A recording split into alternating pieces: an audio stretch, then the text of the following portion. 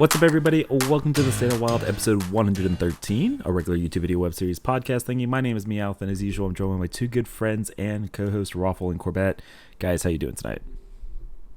Pretty good. You know, in the past, we've very recently had some episodes where either we took a week off or, you know, we kind of had to scramble to find a topic because it was a slow news cycle in Hearthstone. Not much was changing. It's the same decks being played in Wild, so it's like, do we really need to rehash this? And then this week happened, and now we have too many things to talk about, and it's kind of overwhelming. But I'm happy we're all back together again, and I mean, there's no one I'd rather discuss it with more than the two of you, so grateful for that. Yeah, if this podcast stretches out to like a six-parter, don't be surprised, guys. But no, I mean, this has been kind of something that we've been hinting at and speculating for a long time, and it's nice. You know, we finally have it. We're finally ready to talk about Death Knight, ready to talk about the next expansion. Yeah, it should be a fun one. Yeah, fun one indeed. Long one probably indeed as well. I mean, just starting it off, December 6th, brand new expansion is coming, March of the Lich King. And with it, the Lich King is returning to Hearthstone as a brand new class. I think the 11th now, if I can do my elementary math correctly here. Hearthstone now has 11 classes. If you guys haven't watched, they've done a whole bunch of blog posts and videos revealing the new class. Highly recommend checking it out as like a really quick synopsis, but we're going to dive in, cover the basics here, the highlights of the news, and then just kind of dive into some of the mechanics and what it might mean for Wild. But basically, Death Knight, let's start with the hero power, right? This is the most important thing, the class identity, right? Hero power is 2 mana, summon a 1/1 with charge. Again, obviously we'll make that 1 mana, 1/1 with charge. And Corb, I believe from you, the Baku upgrade, from what I've heard, is a 2/1 with charge. And all of these will die at the end of the turn, so it's not like just the power crap paladin hero power. Yeah, I'm really trying to find like where did I hear this because I heard it mentioned multiple times. I can't find the source, but I don't know whether it was mentioned as a comment by a dev in like a Twitch chat or something, or like where it came from. But apparently it is the 2/1 charge, which is probably, you know, quite a bit weaker than the if we got 2/1/1s. But it's always interesting, you know, whenever we get a new class. I mean, you know, only happened twice. But what the Baku hero power is going to be, because that can definitely be a huge game changer when we're talking about Wild specifically. Yeah, and this time we actually do get again hero power and a ping, you know, with like a minion-based ping, I guess, that could play into some of the other cards, potentially like generating corpses, which is a new resource mechanic in Hearthstone. So like it's not just like a combination between, or not just like a regular ping. It actually has some synergy with what the class identity works with, so it makes sense. And yeah, I guess a 2/1 doesn't really make much difference over a 2/2, even if it's you know, if it's just going to die at the end of turn anyway. So pretty cool. Looking forward to it. Again, just I'm interested in other aspects more of the Death Knight than just the hero power, but overall, an exciting announcement for sure. Oh, Roffle, you're pretending you haven't played any even Demon Hunter. Like, we just can't just gloss over that. Not okay. Not by choice. Not by choice. I hated every moment of it. Everything's a choice, Roffle. You did that to yourself, is all I'm going to say. You're getting ahead of yourself a little bit, though. I know there's a lot more exciting stuff to talk about when it comes to Demon Hunter or Death Knight. I keep doing this thing where I keep calling it Demon Hunter because I'm so used to that being the new class. So I apologize in advance if I do this like 14 more times during the podcast. Roffle, you alluded to corpses. Corpses are a new resource mechanic. I do believe they are Death Knight specific only. So you're only going to see this little corpse counter pop up at the bottom of your mana crystal bar if you're playing Death Knight. But basically, it tracks every time a minion dies, right? Any minion at all, whether it's from your hero power or a minion from a card that you played, or if you played like a spell that generated minions and all 4 of them died, you get 4 corpses, blah, blah, blah, blah, blah. And basically what that means is a lot of your cards are augmented by the amount of corpses. So you can say, I'm going to cast this spell. It has like a baseline effect, but what you can do is you can use up 2 of the corpses that you have stored up as in your little bar. And if you do, it has a bigger, better effect, right? And we'll talk about some of those cards today. And then we've kind of buried the lead here. We've got this whole brand new rune mechanic when it comes to Death Knight. And so basically, you have these 3 runes when you come to deck building for Death Knight. And when you're building your deck, you you select any combination of runes, right? So you can pick 3 of one, you can pick 1 of each, or you can go 2 and 1. And so what this means is that there are going to be a wide variety of cards in the Death Knight class, and some of them are going to have different rune requirements in order to put them into your deck, right? So one of these cards, for example, Vampiric Blood, we'll talk about the effect later. Basically, this is 2 mana, and in order to put it into your deck, you have to build 3 blood runes, which means you can't put any frost runes or the undead rune cards in your deck. And so basically what this does is it opens up this whole host of variety when it comes to deck building. And I think it allows them to build or print more kind of just uniquely powerful cards for Death Knight without being worried about some unintended, synergies kind of offshoot within them, and kind of gives you a lever for balancing. And I think I did not do a great job explaining this, but guys, we've got the 3 runes. How are you guys feeling about them? This is my favorite part of Death Knight because it adds an additional layer of deck building challenge for the class. For those that aren't familiar, runes and the 3 rune types are essentially like the specializations associated with the Death Knight class in World of Warcraft. So it's very thematic. Blood is very tanky. Frost is a little bit controlly and kind of like has some movement, like gap closing mechanics, whereas Unholy is about raising the dead. And so a lot of the cards fit that same theme, and you can kind of create a deck that follows those themes, takes components from one as maybe a bit of a support piece. Like some of the 1 rune cards seem to be more in line with just like something that you can splash in, whereas if you go deep with like Vampiric Blood, as Meowth alluded to earlier, that like requires full-on specialization and really requires like a lot of investment in blood runes. So it's almost like classes within a class, the way it works out, because very much like when you build out a talent tree in World of Warcraft, you can specialize in certain things when you're building your deck. And so I'm very excited about this, but in the same way I was thinking about corpses, where before we get too far away from that, like I would like it to see corpses, now that they have this secondary resource mechanic, maybe down the line this could be something for like other class revamps that they could bring in, like combo points for rogue, a rage bar for warrior, where you have to spend additional resources in other classes as well. So if they chose to maybe revamp some of the classes, not unlike they did with priests in the past, but maybe at a deeper level, that might be an opportunity. And then the same thing applies to the runes in Death Knight, is other classes don't have or it's not exclusive to Death Knight to have a specialization. So it might be interesting if they, like they introduced spell schools, maybe down the line they wanted to introduce deck specialization, so you could have similar like requirements for your deck building in other classes as well. I think it's good to make it exclusive to Death Knight, first of all, to see if it's successful and something that players actually like, as well as like you're introducing a new class, you need to have some incentive for the players to try it out. So I think it's good to do it in a single class first and see how it takes. But like, I don't know, that's something that would be very interesting to me down the line in other classes as well, especially if it's as big of a hit as I'm hoping it will be in Death Knight, because again, it's another layer of challenge for the player when they're building a deck. Right now, it's just kind of, you have auto-include cards, and that really can't exist when you specialize in a certain rune in Death Knight as it stands. Yeah, it seems like such a fun way to mix and match.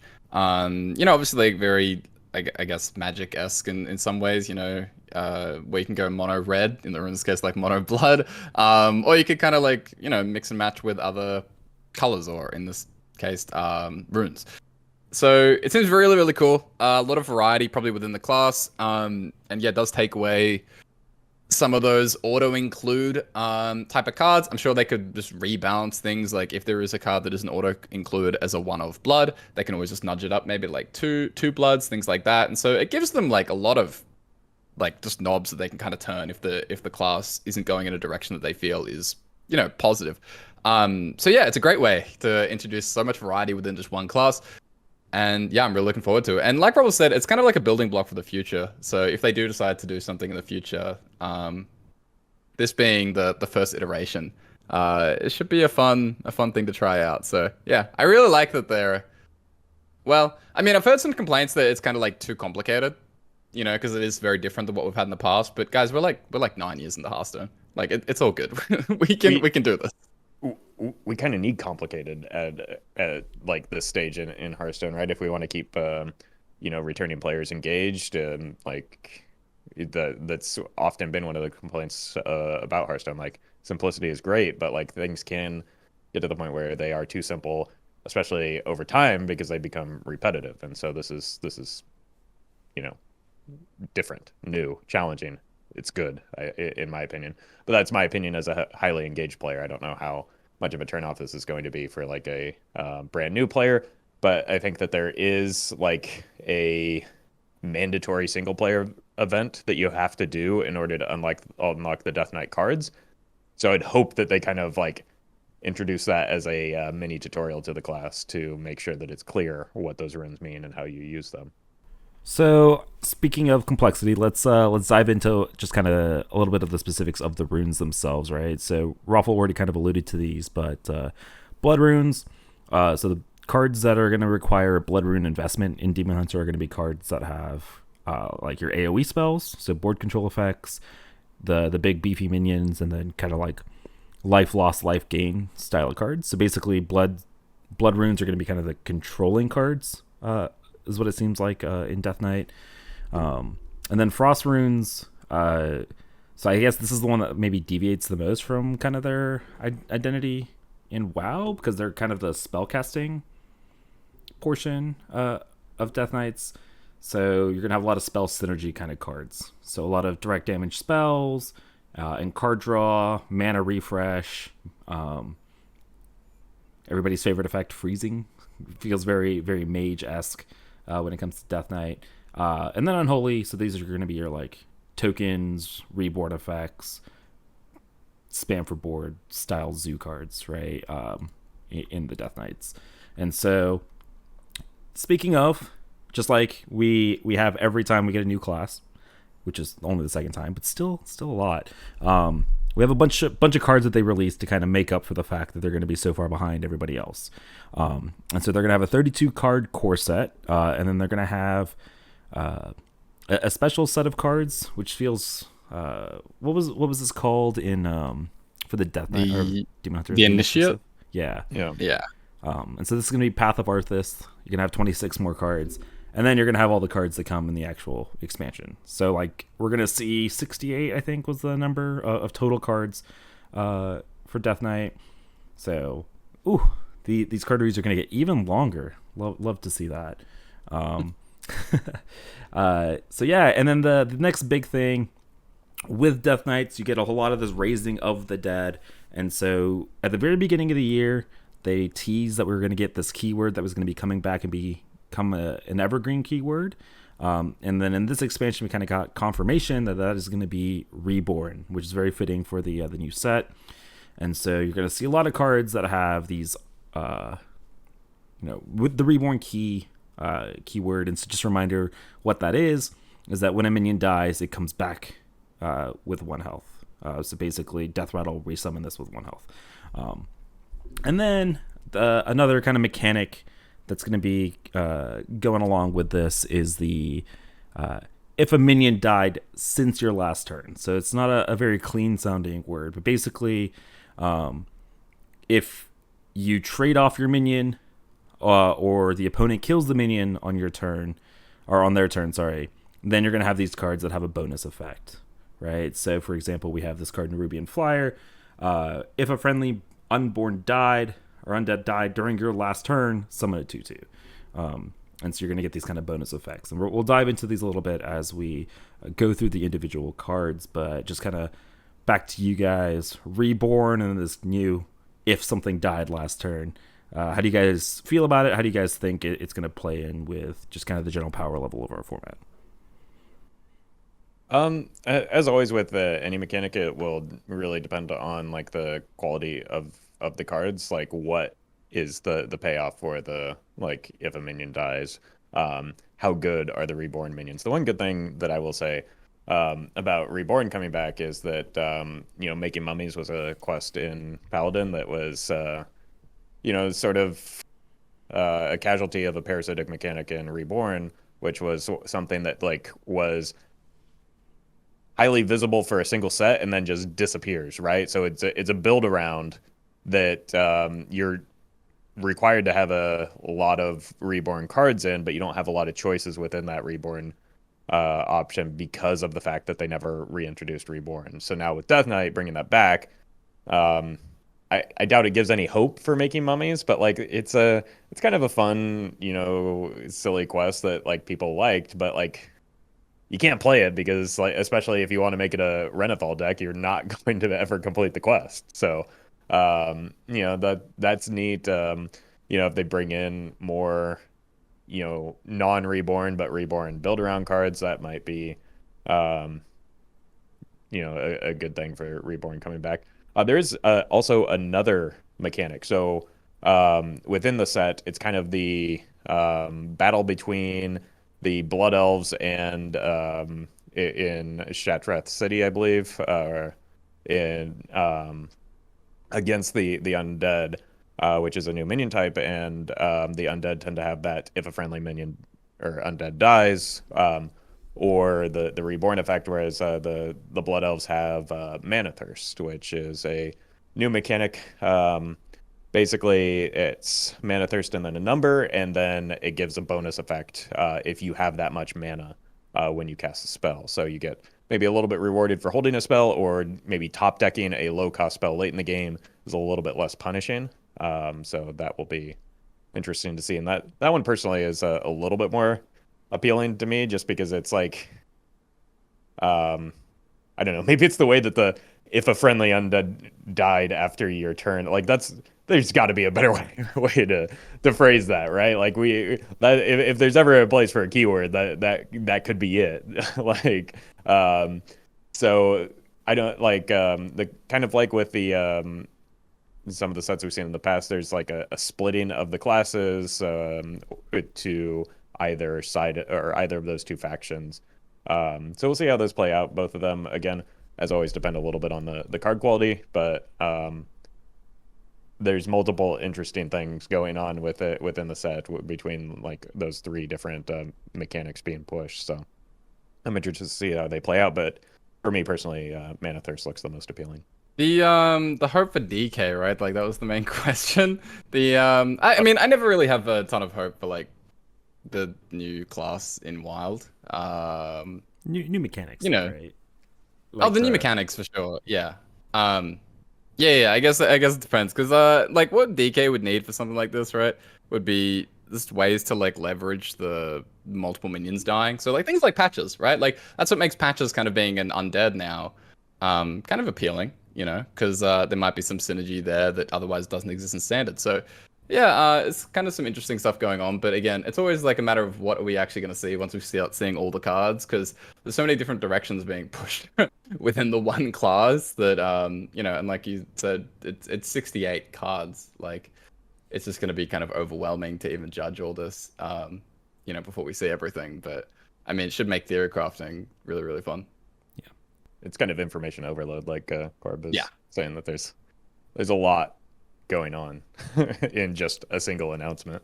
Yeah, I mean, we've been talking for this long, and there's like 3 different blog posts that are kind of all over the place. Like I haven't even mentioned, like you guys have alluded to it, but like Undead, brand new minion type, right? In addition to everything else that's been announced, new Undead minion type. I think this was something people were asking for a while. It's coming out with the Death Knight class. Makes a lot of thematic sense, of course. It's also being kind of retroactively applied to a bunch of other cards. And also related to that, since they went back and did that, we're also getting dual class tribes, which is something that people have also been asking for a long time. And so we'll go into it when we're talking about the individual cards themselves. But you've got a lot of cards now that are like Elemental Mechs or Elemental Beast or Undead Pirates. which actually opens up a lot more of these kind of tribal synergies in a lot of other classes, which I think is pretty cool. I mean, I actually personally think that the impact of this is pretty minor and, in fact, potentially detrimental because it's going to mess up some Discover pools with, like, very, very few exceptions. I think it's, like, I think it's a thing that people wanted, so absolutely it's a good thing. But I think it actually makes a lot of, like, decks centered around specific minion types worse just because, like, your Amalgam of the Deep gets worse if you're, trying to discover dragons or something. You might get some really bad minion types in there, like demons. Being able to discover patches now is kind of bad. Adding any type of minion type to your hand is probably worse now because, like, it's less likely to be the specific one that you wanted, or even the primary type that you wanted for your deck. But again, it's something people wanted, so I'm glad that they added it. It makes sense with in term, like, thematically, and I think the difference is negligible either way. Yeah, I mean, I think it's weighing. I feel like a lot of the Discover minion type cards are already not great in WoW because of the Discover pool. And so I think the fact that cards just baseline having the second tribe opens up things that you can abuse in deck building, which I think overrides kind of the ruining of the Discover pool. But obviously, I don't really know, right? Like, we're not. I didn't see any new totems, right, when I look through these really, really quickly, and so it kind of makes the one really big Discover card not that big of a deal. But yeah, we haven't taken a super deep look at them yet, and we'll do that later today. But yeah, that's kind of just all the brand new stuff that got kind of thrown at us. In addition to, obviously, we got some standard related news, right? To help celebrate the announcement, Knights of the Frozen Throne is back in standard. Obviously, this doesn't really affect us at all because they didn't do any buffs when they brought all these cards to standard, which is a little bit of a letdown, personally, not gonna lie. But the big thing was Big Priest is a playable thing in standard, right? Illuminated to Shadow Essence, pulling a Neptulon is a thing that you can play. A lot of people were hype about it. Yeah, you can play it. Yeah, a lot of people were hyped because they were like, "Oh, this is gonna be broken because this is what we're doing in Wild," and so it'll totally finally get Illuminate Shadow Essence nerfed. Yeah, Corb, do you want to bring people back down a little bit to earth and ruin their expectations? Yeah, it's not very good. It turns out, that Wild has a lot more going on, with the palm reading and the visions and the spellstones and the Blood of Gahoon. Basically, look, turn 3 Neptulon, very broken in standard. But the thing is, it doesn't happen that much, and it doesn't happen enough to, like, elevate the deck. So it's very stupid when it happens. I think every standard players are agreed on that.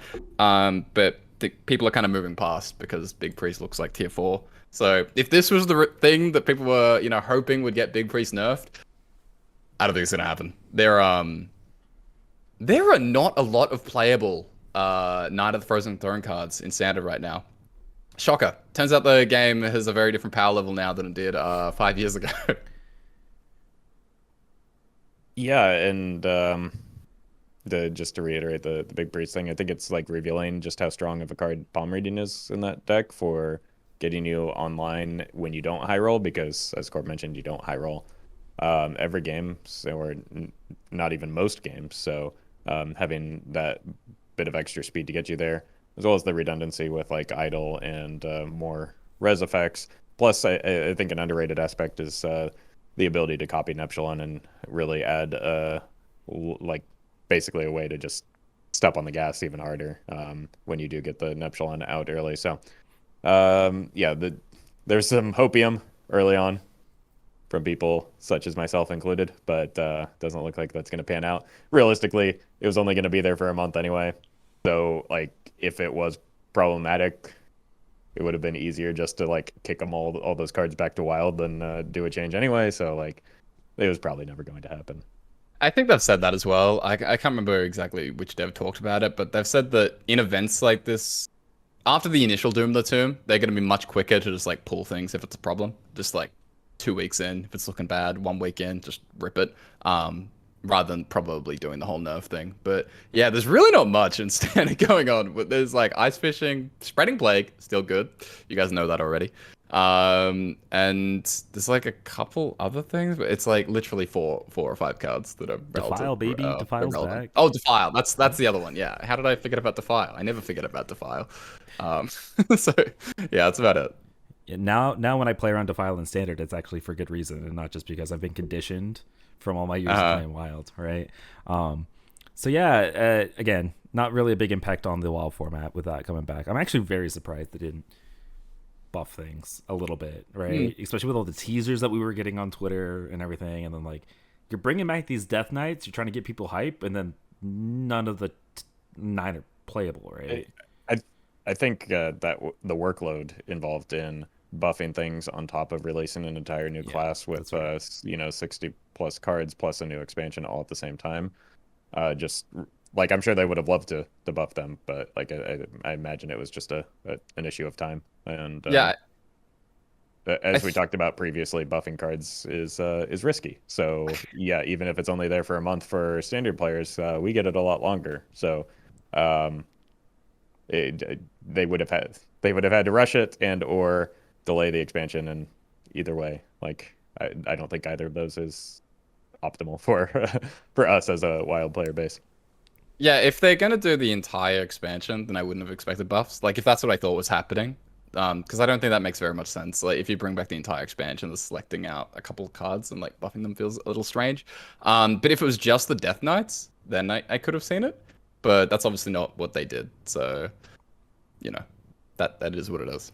I think, yeah, and even doing that with like just the Death Knights would have not made them any more some of them any more playable in Standard. Like if you don't have big demons to bring back with Gul'dan, you don't care that it costs like 4 or less mana. Even like if you don't have any elementals with Jaina, you don't care if her hero power is improved in some manner or her mana cost is reduced. Like you still need some of the synergistic cards that went with those Death Knights if just those Death Knights are coming in. So even then, like that's not really going to be a thing that brings them into Standard playability. Yeah. All right. So last, I guess, few comments about the expansion itself before we dive into some of the cards. There's a bunch of brand new cosmetics and types of cards, and legendary portraits and all that kind of stuff. All the information is up on blog posts and stuff like that. We're not going to dive into those too deep. Again, coming out December 6th. And then the last thing, as we transition into talking about new stuff, the Sunwell. So this is our free legendary. We get one every expansion. Last expansion, we got Renathal, which was very game-changing, I think. And we've had a history of a couple of game-changing free legendaries over the past couple of years. This one is a neutral spell, the first one ever. And I will say it's kind of the complete opposite of Prince Renathal when it comes to impact. And that might be putting it a little bit nicely here. 9 mana holy spell, fill your hand with random spells, cost 1 less for each other card in your hand. So basically you have an empty hand. This costs 9 mana, fills your hand with random spells. These are spells from every class. They're not just going to be mage or priest spells, which I think is actually a little bit of a downside. Yeah. But then if you have a full hand, this costs a lot less. Costs 1 or 2 mana, but then you're not getting a ton of value out of it. So it's a little bit of a weird card. And I think I've never seen it cast against me. And I've only seen streamers playing it, so I'm not sure how impactful we think it's going to be. It's one of the worst cards I've ever put in my deck on purpose. Like it's horrendously bad. Like that's for for the exact reason that you just said. It's just like there is never a time where I'm like, yeah, playing this is gonna be great right now. Like every single time, it's like, do I have to play Sunwell? Like, I guess so. I either need to dump cards, so I might as well just throw away the Sunwell and hopefully whatever comes out of it. Or it's just like, I don't have another strong turn, so just play a Sunwell, I guess. And then, like, I'm never happy about doing it. It feels bad. It always feels like, and then you get into this, like, weird bargaining position where you're like, well, maybe next turn it'll be better. And then you end up holding it for way too long. So it's a card that sits in your hand, which you're upset about because you want to play cards in a card game. And then when you do play it, you're just like, wow, that was really bad. especially with a broad card pool like in Wild. And then, best yet, you can actually discover this with things like Renew, with Palm Reading. So if you're discovering a spell, it can be the Sunwell, because it's it's a neutral card, so it's like it's a spell available to your class. So for whatever that's worth, like you can absolutely discover the Sunwell. I wouldn't recommend it because it's got to be one of the worst holy spells I've ever played in my life. But it's probably better than like a complete game breaking Kael'thas type early release. So maybe not the end of the world. I understand why they chose this one in terms of like first legendary spell, but it's a little bit disappointing in just how bad of like it's just a card that feels bad to play and have in your deck is really what it comes down to. I wouldn't know because I haven't played it or put it in my deck. So, but I wouldn't. I think like wouldn't recommend. I think in the future it's kind of like I can see this being a playable card. Like you wouldn't actually hardcast it. Like I'm not telling you to go play it from hand, but I can see something if there's like an Allura type effect where you just get to play it and get a full hand. Like, I don't know, maybe that's valuable down the road. And the fact that it is neutral means that, hey, it's a possibility. But then again, it isn't standard, so we're probably at least a year and a half away from any game-breaking synergy with this card. So just put it away, forget about it. Maybe we can revisit in a couple of years. Oh, God. It's... My thing was like Spiteful Summoner is like the one thing that's interesting to me with this, but then you're like, purposely playing Spiteful Summoner in your deck, which is another issue on its own. And then you run into the issue that a lot of 9-drops are real bad. Like the thing is like 8 or 10, right? Is like the sweet spot, and then 7 and 9 are always the really bad ones. You rip a Dragon Hatcher off of one of these bad boys, and you immediately disenchant it, only to find out that you can't actually do that because it's a free card.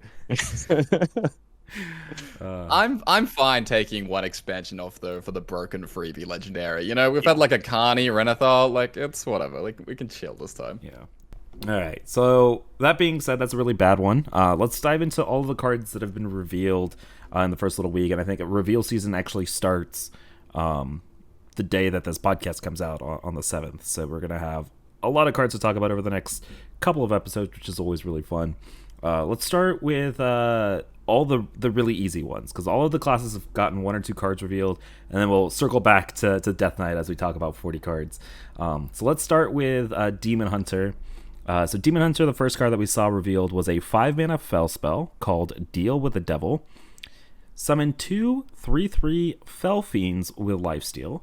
If your deck has no other minions, summon another. Or has no minions, summon another.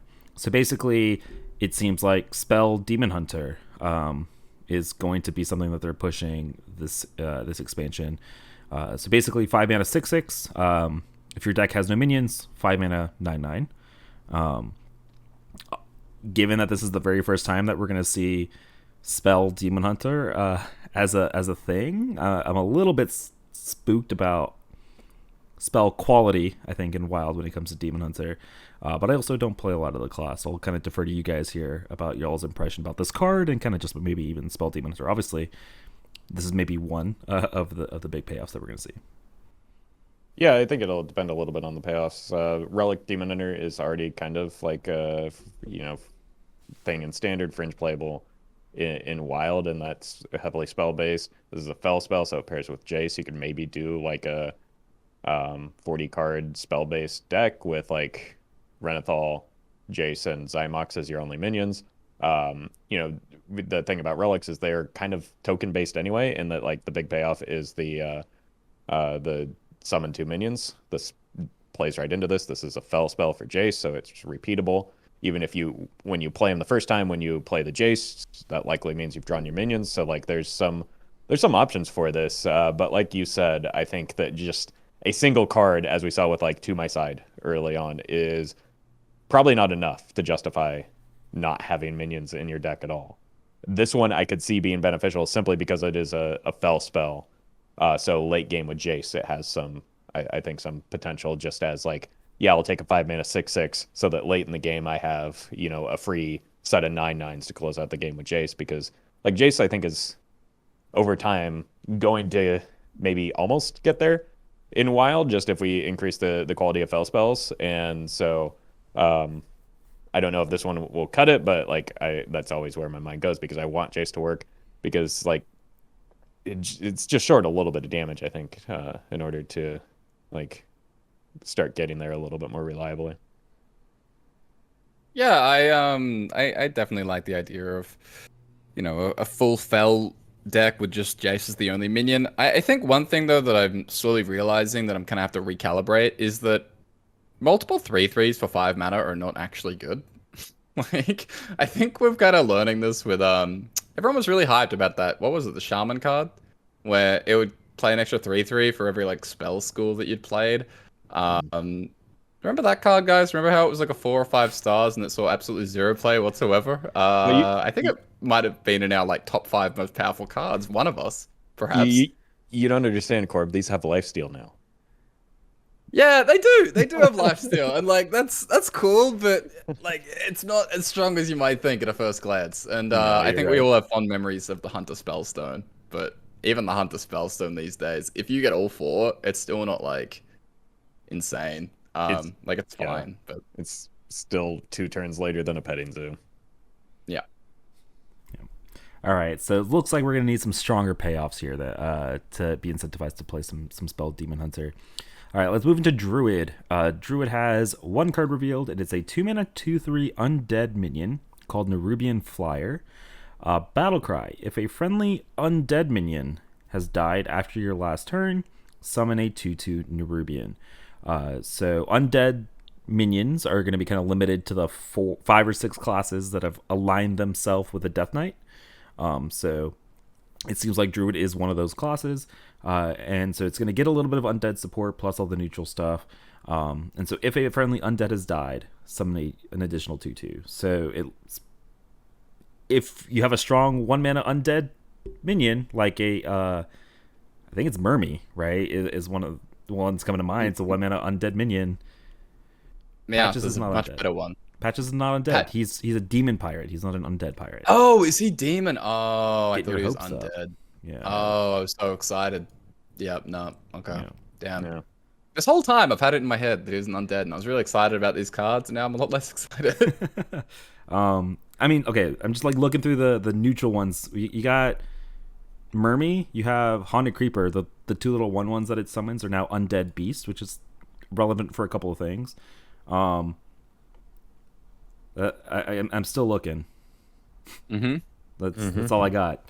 So we're gonna be relying on Mermy and some neutral minions, but so it looks like it's probably not gonna be a 2-mana 4/5 ever. But more in the mid game, it's a 2-mana 4/5 for aggro decks. But I think it needs to be a turn 2 4/5 for it to be playable. So it's going to heavily depend on the number of available undead at the 1-mana slot, because I you can't get by with just a Mermy as your activator. I'm sure that there will be some 1-mana undead minions, but I don't think there will be enough, at least in this set, to make it happen.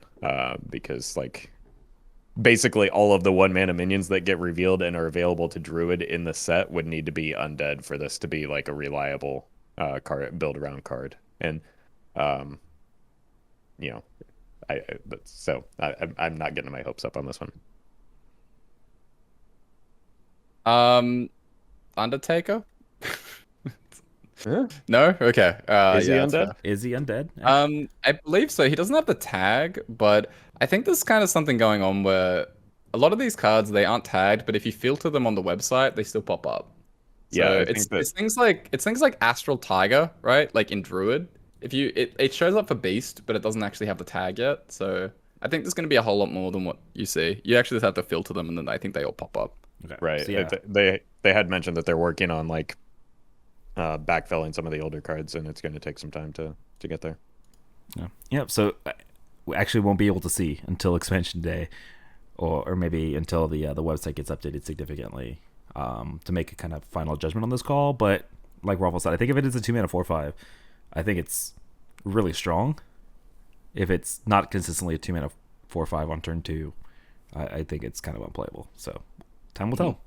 All right, let's move into Hunter. We have 1 card called Arcane Quiver, 2-mana arcane spell. Discover a spell from your deck. If it's an arcane Give it spell damage +1. So Arcane Hunter. Looks like it's going to get a little bit of support here. I guess my question to you is, I do not remember all of the spells that we ran in something like Quest Hunter, or even like Face Hunter, but is the kind of arcane support there when it comes to Hunter? I also don't think that there's any world in which you would play this in a Face Hunter deck. Like I guess it's 3 mana, deal 3, draw a card if you're planning on getting Arcane Shot.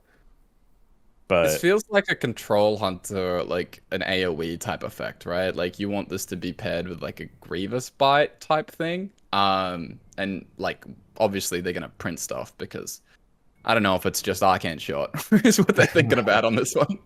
it can't possibly just be Arcane Shot. All right, moving into Mage. Finally, have 2 cards to talk about. Let's start with Arcane Defenders. 8 mana arcane spell. Summon 2 5/6 golems with taunt, and can't be targeted by spells or hero powers. So 8 mana, 10/12 golems with taunt. I think if you're not cheating this out, especially in Wild, nowhere close to good enough. But I guess, is this even worth cheating out over some of the other spells that we have in Wild? Oh, Better than Power of Creation as your arcane spell in most of the time, yeah. Okay. I'll think it would. Yeah. If you're doing like a big spell mage and you want like an arcane spell for like Magister Drawing Grasp to replay, I think this might be okay. Because there's a little bit more like reliable in what you're getting. You're getting 2 5-drops instead of 2 6-drops basically, but like they're higher quality 5-drops. I don't know. It's probably unplayable.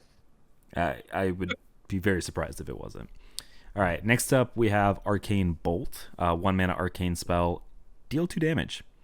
If you have 8 mana, so Mana Thirst 8, deal 3 damage instead.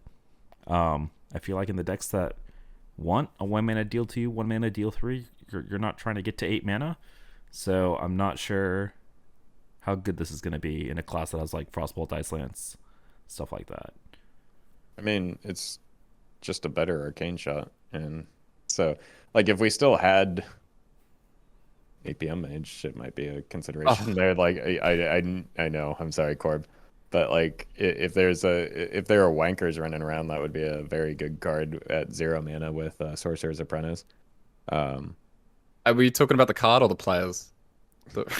Using APM mage? Yes. Ouch. But yeah, it's I don't know if it's a main deck card, but like it's one that you're not upset about discovering in a lot of instances. Like you're going to be really upset when your quest mage opponent gets this and like removes your minion, or whatever they're doing. Like it efficiently completes the quest, so that's kind of spooky. Do we know that if this, like, when it transforms with Mana Thirst, does it count as a new card? Is it transforming into a new card, or is it like Infuse, where it's technically still the same one that started in your deck, so it doesn't progress stuff like Quest Mage? I don't think it's either. I think it just has an upgraded effect when you're at 8 mana, is my understanding. Like, I don't think it swaps into a new card, so it wouldn't, like, naturally progress the quest, if that's what you're getting at. That is what I was getting at. And yeah. Okay. Yeah. Makes sense. Okay. Let's move into Paladin. Let's start with our first legendary so far, and that is Blood Matriarch Liadrin. 2 mana, 3/2. After you summon a minion with less attack than this, give it Divine Shield and Rush. I'm thinking about this in some Call to Arms Paladin, where you're really, really sad when this is the last minion you pull off a Call to Arms. Because normally you're really sad when you pull Knife Juggler, but it's much worse. It won't make a difference. It won't make a difference, will it? Or... Well, it makes a difference with Knife Juggler. Oh, right, Knife Juggler. Yeah, you're totally right. I always get confused with the after and whenever type thing. But yeah. Is Knife Juggler after or whenever? Yeah, Knife Juggler's after, so it will work the same way as Juggler. So the order will matter. I think if it were whenever, the order wouldn't matter, and even if it came last, it would happen. Maybe I'm just making that up, but it definitely will matter what order you pull it in. And as soon as like when this card was just first revealed, I just kind of like looked at it and like, oh, that's a neat effect. And then as you were reading it aloud, Meowth, I was like, oh my god, Call to Arms. And I got scared. It's also an even cost card, so Call to Arms goes an even paladin as well. Yeah, I'm a lot higher on this card than I was initially. The problem is that it is a legendary, so you can only run one of. Meaning you're not going to hit it off of Call to Arms a lot of the time, right? Because you're going to hit the other minions that you included instead. But the high roll potential is definitely there. Yeah, seems good. Divine Shield, Crab Rider, Divine Shield, Weblord. Those sound annoying. I like those. Mm-hmm. So yeah. Yeah, some Divine Shield Watch Post as well. Ooh, sounds hot. Yeah. Because that's totally getting reverted to a 2/4. And then Hold on, next, hear me out. Divine Shield Annoyatron and Divine Shield Righteous Protector. Yo, there we go. That sounds pretty hot, actually. Yeah. Honestly, I think the rush is like as important, if not more important, than the Divine Shield for a lot of those. Just because like the reason Knife Juggler used to be such a terror in Call to Arms decks in the past is because it would like snipe the board down and swing it back into your favor. You can do that now with this card a little bit more reliably and having control over it yourself. Yeah, I'm a really big fan of this card, especially with like that in that Katori Aggro Paladin as well. Like giving Katori Divine Shield as well seems pretty sweet. I wonder if there's anything interesting you can do with Divine Shield stuff now. Like, you know, the recently buffed Haunted Creeper. Like, I don't know if that's already on the board. You can trade and then give the little guys Rush Divine Shield. Probably not, but you know, it's the thought. Yeah, it'll be interesting to mess around with. I think she will be impactful in Call to Arms decks specifically, but I think she will be like impactful in them. And then next up we have for Kel'Thuzos, I believe is how that's pronounced, which is a 2-mana holy spell. Give a friendly minion +3 attack. Give your hero +2 attack this turn. That is a lot of damage for a 2-mana holy spell that can get discounted. That is 2 mana +5, which is kind of insane. Am I wrong in thinking that this card is going to be kind of busted? Yeah, this is another one that I misread. I thought both effects were only for this turn. And then, again, when I reread it in preparation, I was a little bit ahead of you this time. I was like, wait, that's 2 mana deal 5. And then 3 of it just kind of stays there. So, yeah, this probably is just running the same decks that you're going to run the Blood Matriarch Liadrin in. Or at least similar decks. Throw this on a Crab Rider. That Crab Rider maybe has a Divine Shield. Good luck. Like it's conviction, but like a little bit more reliable in terms of like where the buff lands. That seems kind of scary. Seems really, really, really good. Like think this card is so strong. Like yeah, we mentioned Even Paladin as well. Like I think Even Paladin is probably the deck that kind of wants this the most, just because. Even Paladin can struggle a little bit if it gets sort of caught behind on board, and that little 2 damage hit, that can mean all the world difference. Especially as well in turn 3, being able to like hero power and then always have a target for just 1 mana is very useful. But yeah, just like Crab Rider decks in general, like, you know, 2 mana deal 5, how about 2 mana deal 8? Like it's really, really good. So super busted card. It's not conviction, but Meowth, you might have a new favorite here. Yeah, nothing really is conviction, but like I've been playing a little bit of that Katori Aggro Paladin. And so like I've played a lot of this Paladin deck, and I think like this in combination with stuff like Katori is kind of insane. It's so disgusting with Katori. Like this is filthy. 2 mana +6, and then you give your hero 4 attack to kill something or go face. Like it's insane. Big fan of this card for sure. One more thing to note: the fact that it's a holy spell, not just reduction from Cariel, but like if you get a high enough density of holy spells, are we getting to a point where like it makes sense to Order in the Court, Garden's Grace in that type of deck with Katori as well? Because that's getting spooky if you can throw some buffs. I don't know if Katori double reduces the Garden's Grace, but like you're incentivized to run quite a bit of holy spells in that type of deck anyway, and then the first Garden's Grace makes the second one free regardless, so that's getting kind of spooky after, and maybe getting close to being, a real possibility. Yeah, I mean, I'm running Garden's Grace in the Katori deck already. I don't know if I'm supposed to be, but like, definitely am now with this brand new card. Kind of excited for some of the other synergy. It looks like they're pushing kind of an aggro paladin style set here, at least with the first two cards that we're looking at. So keep an eye out on stuff like Aggro Paladin, basically any Call to Arms Paladin style deck. Tax Paladin, Aggro Paladin, Even Paladin. Looks like they might be getting some support here in March of the Lich King. All right, no Priest cards, no Rogue cards. Let's hop over to Shaman. We've got Deathweaver Aura, 2-mana Shadow Spell. Give a minion Death Rattle, summon 2 3/2 zombies, overload 1.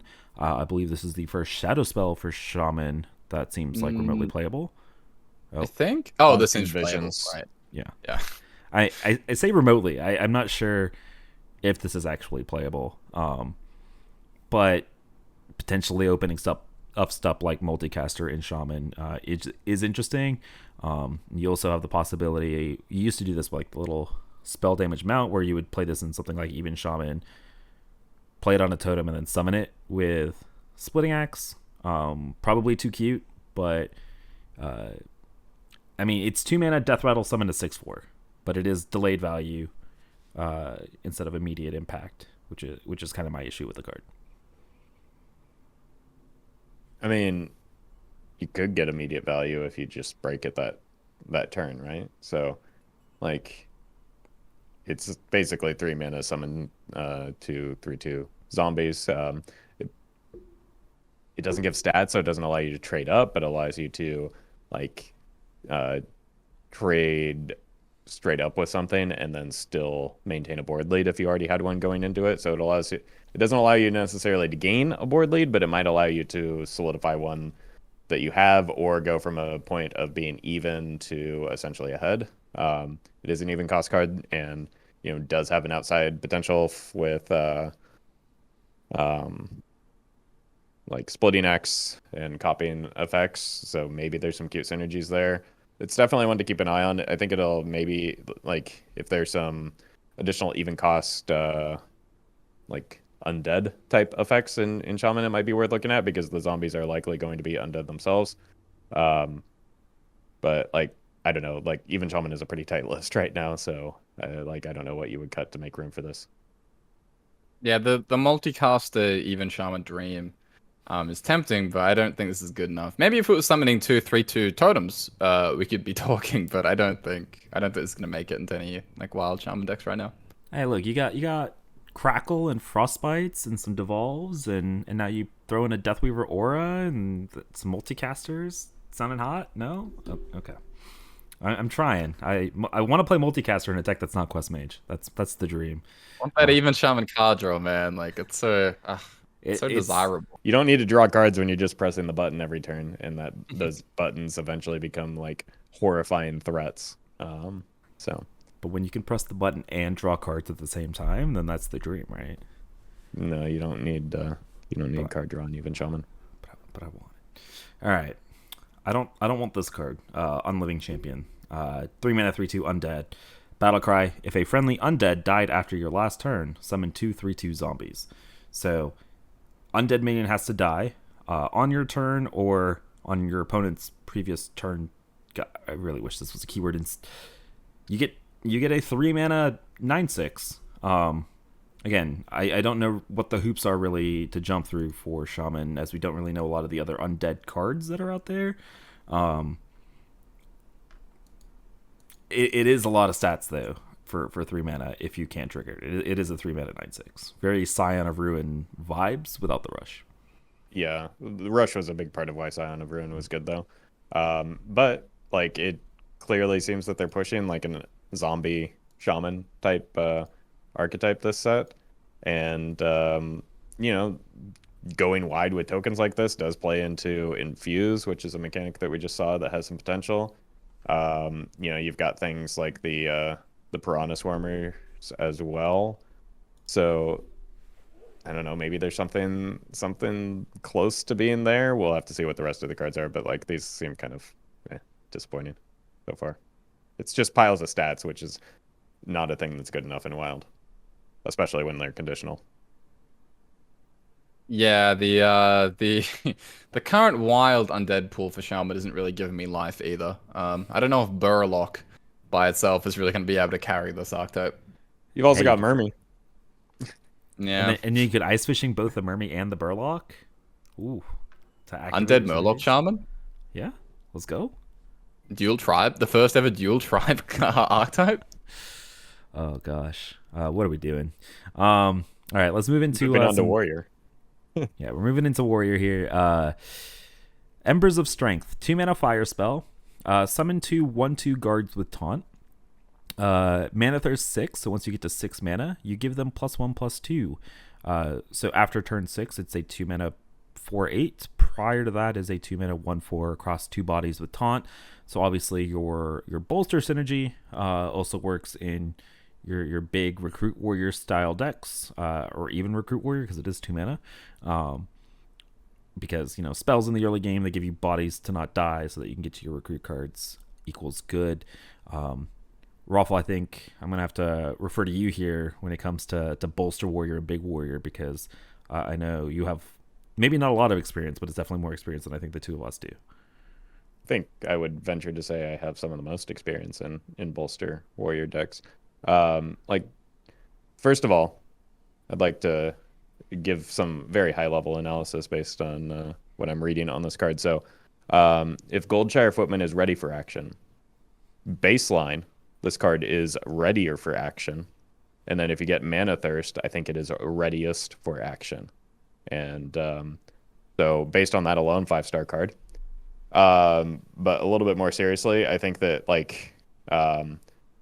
bolster, Taunt Warrior doesn't want to run the quest, so making tokeny minions into bolster is good, but I think you still, the deck gets better with, the Glory Chaser into a bunch of low-cost taunt minions, drawing them with, so that you turn through your deck and then either, hand buff them or throw down a bolster. So I don't know that this card does anything other than maybe keep you alive a little bit in a big warrior deck, but even then it's basically the Tiny Turtles card, which is better in druid because it can be AoE buffed. Yeah, the bolster warrior isn't actually bolster warrior, it's Into the Fray warrior, and this can't be buffed with Into the Fray. So yeah, I am interested though the fact that they are pushing this taunt stuff again in warrior, because I've long been a believer that Into the Fray can actually carry a aggro taunt warrior in wild. We just haven't got there yet, but if they're dipping their toes in there one more time, this time for sure, it's going to be a very powerful archetype in this upcoming expansion, I'm sure. There was a time where I felt like it was pretty close when Glory yeah. Chaser first came out. To the front Glory Chaser is pretty ridiculous at times, and just churning through your deck, playing the Into the Fray, and yeah, it feels good. All right, next up is the card that's totally going to help your Into the Fray warrior. It is Silver Fury Stalwart. Stalwart, 6 mana 4/8, taunt, rush, can't be targeted by spells or hero powers. It's a pretty good card to buff with something like Into the Fray, but it is 6 mana. Yeah, that's a lot of mana. Yeah. I mean, it's Amani Warbear. You guys remember that card, right? That was the 7 mana 5/7 taunt rush. This is obviously a lot better than that, but yeah, 6 mana. Bit sad. So probably not going to be if this is a card, it's a standard card, because whatever version of Taunt Warrior is going to be a thing in Wild, it's going to have to be very aggressive. So yeah, this ain't it. Yep, and that's the fact that it needs to be aggressive is also why I don't think the quest is good in the deck. I think you just want to make your opponent's hero explode without relying on rolling rag shots. All right, so let's hop over to the neutral cards here. Let's start with Invincible. Pretty insane card here, actually, if it has the right support. 8 mana 5/5 Undead Beast with Reborn, Battle Cry, and Death Rattle. Give a random friendly undead +5/+5 and taunt. So over the course of its lifespan, +15/+15 and taunt. Yeah, if the undead synergy is there, this card it seems like bone marrow on crack. It seems so insane. Yeah, it's super bone marrow is I think what the goal is, but you do need undead on board to make it happen, and once again, piles of stats not the strongest thing in Wild coming in on turn 8, but if you can build a slow slow undead type deck, it might be worth. Again, the undead really, I think, is going to continue pushing infuse as a mechanic as well, because they seem to return for, like, this has reborn, so it comes back and gives you a whole lot of stats. It also juices your infuse, it essentially doubles it up. Comes back from N'Zoth, comes back from both N'Zoths because it has 2 minion types. So maybe there's something there. Like, if you could theoretically hit this twice off of either N'Zoth and just like bounce the the buffs back and forth with one another. I had to do a quick little Google search because I was like, I thought for a chance that it could reborn and like buff itself. No. But I had to find out like death rattle triggers before reborn. Yeah, unfortunately, it's not going to buff itself. But like, unless you play the N'Zoths and get them back, so it's a cute card. I'm skeptical of it being strong just yet. Yeah, I mean it's a big pile of stats. And Wild doesn't really go for big pile of stats.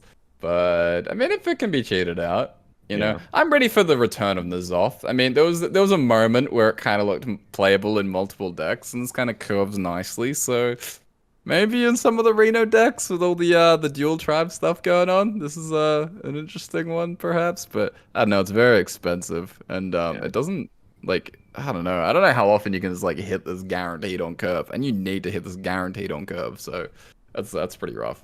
Yeah. The reason you need to hit it on curve is not just because of value, but because like you might die if you don't in Wild. If you're playing an 8-mana card that does not have immediate effect on board because it doesn't have rush, it doesn't itself have taunt. Like, it needs to give something that taunt so that you can stay alive. To be real, the more I'm looking at this, the lower I am on it. Like, in my opinion, this keeps dropping and dropping. I mean, I will say I think we're very far away from the days of Bone Mare being playable in Wild, and even if this is Super Bone Mare, like, I think it's going to be a very good card in Standard. And it's going to very much rely on, do we get slow undead support in Wild, which I think is like a slower undead support, which I think it's going to need to be playable. And then next up we have, finally, Emrys is playable as a 7-mana 7/7 Lorthamar Theron. Battlecry, double the stats of all minions in your deck. So double attack and double health. So this is just like Emrys, but like good and available to neutrals. I guess it doesn't buff the cards in your hand, so. No, but it can be brand. And, hear me out, you can play Cthulhu in your Shudderwalk Shaman deck now. Run 0 Cthulhu buff cards, just run the Lorthamar, and run like Baleful Banker to shuffle the Shudderwalks back into your deck, so you can just like keep doubling them and doubling them and doubling them. And then that's your damage source. End up with like 1,000 Shudderwalk and then punch them. Yeah, and it ends up still being worse than just doing the same thing, but with Sire Denethris. So this sounds like a Roffle video in our future. You got it. Spoiler alert to all of you guys out there. A common refrain that we've had this entire episode, and we haven't talked about that many cards, is that piles of stats aren't good in Wild. So like making your cards pilers of statsers isn't necessarily going to be a viable win condition, I don't think. But it is a better Emrys, that's for sure. I feel like there definitely has to be a threshold of stats where you can, make it Wild playable. I just don't know what that limit is, and I don't want to be the one to find out. So yeah, it's this plus Luna's Pocket Galaxy plus Bran, and we've reached the point where we talked about Luna's Pocket Galaxy. So next card. All right, Silver Moon Sentinel, 3-mana 2/5 taunt, Mana Thirst 8, gain +2/+2 Divine Shield. It's a 3-mana 2/5 taunt when you need it, so it doesn't seem like it's going to be good. Street Sweeper, 4-mana 2/2 Battlecry, deal 2 damage to all other minions. So just kind of neutral minion AoE. I don't know if any class needs this or wants this, but it is AoE in potentially classes that haven't really had it before. So, is this something you guys want to talk about? No? Nope. All right. Just making sure it's AoE, you just gotta check. All right. Sun Fury Clergy, 3 mana, 2/4, Battlecry, restore 3 health to all friendly characters. Mana Thirst 6, restores 6 health to all friendly characters. Instead, something like Shudderwalk. This is some healing in Shudderwalk. No, is it? Okay. No, okay. I'm just trying to get content, guys. Come on. All right. Boneflinger, 2 mana, 2/3 undead minion. Battlecry, if a friendly undead died after your last turn, deal 2 damage. And it'll be targeted damage. I mean, this doesn't actually seem that terrible. I know the other 3 cards that we talked about. It's like Merc Sparkiel if the conditions met, right? In like an aggro style deck, like it Defias Leper. This is the even Death Knight card. Like, there we go. Yeah. It's I mean that's the best activator that we have so far for these. If a friendly undead died after I think this is the best iteration of that, just because it can be played in even Death Knight, because you really do need to be able to activate these reliably, and a 1 mana hero power would allow you to do that. Yeah. All right. Speaking of Death Knight, let's hop over to it. We've got like 20 cards to talk about, so we're gonna turn through them. Oh, I forgot that we hadn't even talked about it. It's all right. It's all right. Not. I will say. Broke, Corb. I will say. I feel like we're not going to be able to properly evaluate a lot of these Death Knight cards, right, until we see everything. And so we're probably going to not spend as much time as we could on these, and we might, depending on if we have time, just come back and do like a Death Knight episode towards the end, once we finally have a bigger picture. But let's start. So Overseer Frigadera. So this is a 6 mana legendary, 5/6, requires 2 frost runes in order to put her into your deck. So pretty heavy frost requirement here. Draw 2 spells. If they are both frost spells, deal 2 damage to all enemies. So you're in 2 frost spells or frost runes. You're playing nothing but frost spells. It's a 6 mana 5/6, draw 2, deal 2 to the enemy board. Seems kind of impactful.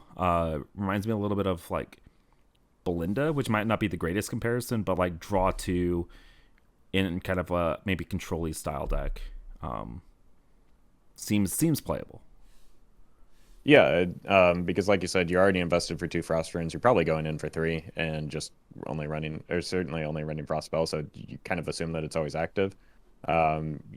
Seems to maybe have some potential in even like a Reno Death Knight type deck that that 2 AoE is pretty relevant while also drawing cards. It's a battle cry, so you're already going to be playing Bran in that deck anyway.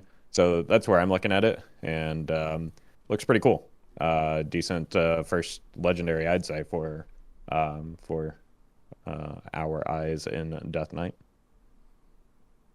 Yeah, I mean, we'll have to see whether the Reno Death Knight can take off. It'll be interesting the kind of directions that people want to take that, because people will play, obviously, Reno Death Knight. Like, you can't stop people playing Reno decks. But are they going to be doing the 2 Frost, 1 Blood? Like, do they want to tap into all this unholy stuff? So it kind of looks like between this and the next legendary that we're going to talk about, there is kind of a clear direction that you might want to be pushing in terms of which runes to use, because these are some very, very strong cards to start off with for those slower Death Knight archetypes. Yeah, I definitely see myself doing 2 Frost, 1 Blood, because next up we have Patchwork, 7 mana 4/6 undead minion that requires you to have 1 blood rune out of the 3. Battlecry, destroy a random minion in your opponent's hand, deck, and battlefield. So 7 mana 3-for-1 basically. You don't get the stats, right? But like you're mutanusing a card out of somebody's hand, and it doesn't, or a minion out of somebody's hand, a minion off the board, and then a minion in the deck. So it is a 3-for-1, pretty big disruption tool. Seems really good to recur the Battlecry of as well, if you can do that. Yeah, I mean, you're also probably running Zola in that deck that we've been theory crafting based on 2 cards so far. But I mean, it's a Battlecry heavy deck. Your options are limited within Death Knight for class cards, so you have to start looking at like what neutrals might make sense in that, and that clearly makes sense. Pretty disruptive. If we have like a greed fest that we saw at the beginning of the Renathal days, or even like at the beginning of Murder at Castle Nathria, even Barons type thing, this card could be highly relevant for Reno Mirrors. But those have kind of fallen out of like popularity favor with the players recently, so those would have to come back. And I don't know, Patchwork just looks like a cool cut. I like doing these types of things, and I don't care how mad it makes players. I don't care how mad it makes me when it happens to me. I still like doing them, so I'm into this card. All right, so let's move into our third legendary here for the Undead runes. This one requires you to make a very heavy investment, requiring you to use up all 3 of your runes on Undead. But it is an 8-mana 9/7 Undead minion. Battle Cry: raise all of your corpses as 1/1 risen golems with rush. For each one that can't fit, give one of your risen golems +2/+2. So basically, it's like your finisher in that Undead tokeny style deck, where you stock up all of these corpses from all your little tokens dying, and then you bring it back as like a huge board swinging. It feels very much like Malassia in Demon Hunter with the soul shards, right? Where you like make this big board of rushers to kind of swing things back into your favor. This is going to get a lot bigger than 3/3s potentially, hopefully, if you're playing 3 Undead runes. So it's an 8-mana 9/7. It's probably giving you 20 worth of stats alongside 6 minions with rushy bodies. So it is a very significant board swing. Yeah, but it is a board swing, so we're going to need like dependence on board-based matchups for Unholy like as a rune to be terribly relevant at all, because it seems to be based on things dying. Your opponent needs to care about the board for things to die, which for the most part it does right now. So it often does right now. Like we've moved past some of the super uninteractable like combo decks for the most part, save for a few. So yeah, maybe there's some potential in this card. It's a rune heavy investment in order to get the card in your deck to begin with is the concern that I have. But like with how straightforward the effect is, it seems like it wants a straightforward token based deck to begin with. So like it probably wants to be 3 unholy runes anyway. Yeah, and this is the one that I have the least hope for in Wild, this kind of general strat. Just because we're talking about an Untitled that is very board centric. The general unholy cards don't seem to be they have a lot less room for upside. Things like we'll get to it, but something like Graveyard Shift, like summon 2 1/1 zombies with Reborn. Like it's hard to make that any better than it is. Like it just is what it is, right? And so compared to something like the Frost and the Bloods, I feel like those, rune restrictions, I think they can probably borrow a lot more from the neutral pool, compared to what we're seeing with something like Lord Marigo and that all-in token style deck. And yeah, big pile of stats. Again, big theme of the episode. Big pile of stats coming down on turn 8. Not going to be that good, I don't think, in Wild. Yeah, I think the Rush does give it a little bit more hope. Basically, it just is like a play a card, threaten lethal, but at the same time, like Kel'Thuzad probably offers a similar amount of lethality in terms of what he can do and the like build up and investment that you have to put into him going into the game, and that card was never really a card in Wild.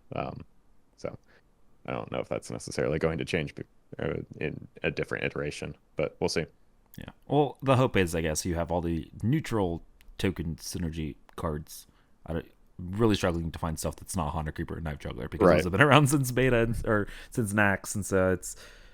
But I guess like this one, you have 2 finishers, right? You have Marigar, you have Denathrius, because I'm assuming like 100% you played Denathrius in this style of deck. Yeah, that's true. And just like you can once again make use of a lot of the infuse effects, but a lot of those again require your opponent to really care about the board, and at times in Wild that has not been the case. Just want to skip to Graveyard Shift then? Yeah, Go out of I was order gonna here. say we've got these three. Let's move on. I guess let's just focus on some of the.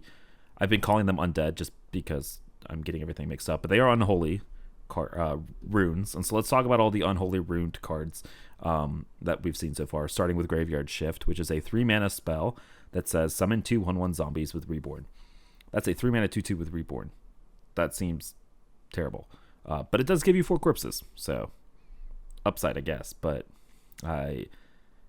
there's not much upside to it because I don't think the card's very good at all. I think the point of the card is to increase your corpse counter, which you seem to need a lot of corpses to get full value out of the unholy rune cards. But it still just seems so bad. Yeah, there has to be better ways to do it, definitely in Wild, than a 3-mana 2/2. At least I would hope so. Next up, we have Battlefield Necromancer. This one requires you to have 2 unholy runes, but as a 2-mana 2/3, at the end of your turn, raise a corpse as a 1/2 Risen Footman with Taunt. I really hope the token art here is a corrupted Goldshire. It kind of is. Who says "Daddy" for action? Does he actually? Please. I'm hopeful. I really hope so. Okay, so I guess the idea here, right? 2-mana 2/3 that summons the 1/2 taunt. By killing the taunt, it gives you another corpse that you can then use to summon another 1/2. Infinite corpse counter. We haven't seen effects like this be relevant at all, kind of in the past. But it's, I guess, in an ideal world, defensive tool to kind of rack up your corpse counter. We haven't seen an effect at this cost for like before, right? And another even cost card, you could chain it into the hero power, like maybe. I think it's a 2-mana like 3/5, right? If you have it active. And again, it seems like Death Knight is going to be able to control the like the dying minions a lot better than some of the other classes that have that effect. I think this is actually really, really good. Like, this is borderline broken. Okay. Like, I am very high. I'm actually like getting more and more into the idea of like even Death Knight. The more I'm kind of looking at this stuff, it feels like that might be a nice way to abuse all these kind of corpse. This having this on-demand rush ping, because like the fact that it does refuel itself is great. And yeah, you just need a minion to die on 1, and all of a sudden it is hidden behind this 1/2 taunt. We saw how difficult and oppressive it was to kind of get rid of the druid 2/3 Razormane Battle Guard when that was hidden behind a taunt. And you know, you're not getting as many stats out for the mana cost, but it's not actually costing you resources in the same way that card was, right? Like, you don't actually have to play cards to hide this behind a taunt. So I think this is really good, unless I'm like misreading it. Like, the fact that's going on at the end of every turn, very snowbally. I think this is really great, and I can definitely see like an even aggro Death Knight kind of taking shape with some of these cards. Yeah, I think I might be like super biased because we've seen this effect at 3 mana and it's been trash. Right? Which card is that, mate? Like, what are we thinking of here? God, you're I hear with the sources, bro. Yeah. Sources, bro. Trust me. What do you got? No, God, it's an arena card because I remember seeing this, but it summons like a 1/1 or 1/2 taunt at the end of every turn, and that card was like never even close to being playable, like in standard or in like, especially not in Wild. And so I think the card, like what you said, kind of rings a bell, but I think there's such a huge difference between like a 1/1 taunt and a 1/2. Like, it's so much more protected, and with a card like this, the earlier it comes down, the more it can snowball, and the more protected that big body is. Like, just it matters dramatically. So yeah, I'm like super hype on this one. Sure, I wouldn't end up being surprised. Again, my opinion has been very impacted by the card that's been unplayable in the past, but it is 2 mana, and I can totally see, right, between Marigar, Necromancer, Denathrius at 10. Right, I can see an even unholy Death Knight style card. We've got a couple more that are kind of really interesting as well to talk about. So let's move on to Army of the Dead here. So 5 mana shadow spell, 2 unholy runes, raise up to 5 corpses as 2/2 risen ghouls with rush. So basically 5 mana 5 2/2s with rush. Important to note that when these die, you get your corpse counter back, right? So it's negative. Same with the necromancers, or sorry, net 0. Same as the necromancer. So 5 mana for 5 2/2s with rush. What is the card in Druid and Shaman that summons 4 2/2s, and then you can overload it 1 to give it rush, right? And that card was like not good. This is 5 mana for 5, no overload. Does that make it like playable and good? Potentially. Like it's a better command than Illidari if you're getting full value from it. Like you said, it's net neutral in terms of the corpses that you generate. Yeah, I could see this being a playable card for that reason. It just is it's going to rely on the strength of the payoff for it, I think, which right now we only see as Lord Marigar. And it, it's not going to fit in an aggro deck, but it could fit in something that's playing towards that. I think it's probably very playable in standard. Maybe if Marigar is the payoff, probably less so in wild. Not even costed, not interested. No. Like at this point, I don't know. Like I don't think it's outstanding. Probably a little bit more of a standard card, I would say. But yeah. All right. Next unholy runed card is Dark Transformation. 2 mana shadow spell, 1 unholy rune requirement. Transform an undead into a 4/5 undead monstrosity with rush. Hey, in this even Death Knight that we're talking about, 1 mana hero power, make it a 4/5, 3 mana 4/5 with rush. While playable. Yeah, you also get to go face with that, right? Because the 1/1 has charge. You get to go face with it, upgrade it, and then bash it into a minion. Like that seems pretty good, right? like a 3 mana 4/5 with rush is already like pretty solid.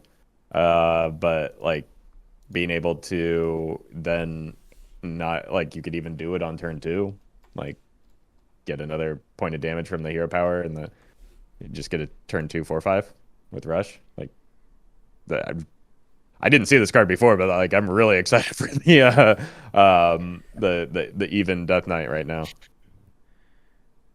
Seems good. Like, I don't know, 4/5 rush thing. Like, I know Null is very exciting when it comes down for 0, but when that thing comes down for 3, you're still a little bit upset. So, yeah. And I again, love how we're like going hyping all in ourselves up for this. Yeah. We've seen like a fraction of the cards. We're already starting the theory crafting. Yeah. Haunted Creeper is also an even card. I know we've been talking about that a lot today. The hits just keep coming. That's crazy. Oh goodness. All right. We did the one thing we told ourselves we weren't going to do. Next up, we have Plague Strike. 2 mana shadow spell, 1 unholy rune. 2 mana, yeah. 2 mana, deal 3 to a minion. Important to note, only deal 3 damage to a minion. If it kills that minion, summon a 2/2 zombie with rush. 2 mana, deal 3, summon a 2/2. That's a lot. It's a lot of really good board control cards that we're seeing, yeah. Like, very strong early game stuff for this Unholy archetype. Yep, and even, once again. Mm-hmm. All right, so even Unholy Death Knight, the thing to keep your eyes on. Let's move over backwards, I guess, to some Blood Death Knight cards now. So, obviously, the Unholy is kind of the tokeny style strategy.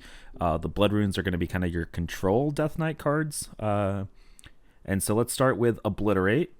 You might have seen this card before because it's a card from the OG Lich King, where it's 2 mana, destroy a minion. Your hero takes damage equal to its health for just one Blood Rune. It is now a collectible card. Yeah.